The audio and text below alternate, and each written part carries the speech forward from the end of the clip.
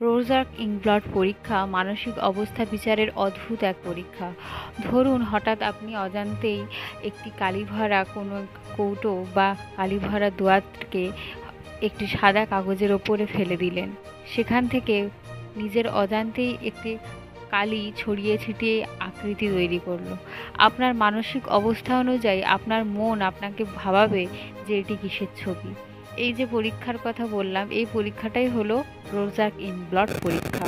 হারম্যান রোজার্ক 1884 সালের 8ই নভেম্বর সুইজারল্যান্ডের জুরিখে জন্মগ্রহণ করেন। ছোটবেলায় নিজের অজান্তেই তিনি এই ব্লটিং পেপারে এই পরীক্ষাটি করেছিলেন। পরবর্তীকালে মনোবিজ্ঞানী হওয়ার পরে তিনি এই পরীক্ষার আবিষ্কার করতে যথেষ্ট সক্ষম হয়েছেন, কারণ তার এই ছোটবেলার পরীক্ষা তাকে অনেকখানি অনুপ্রেরণা জুগিয়েছে।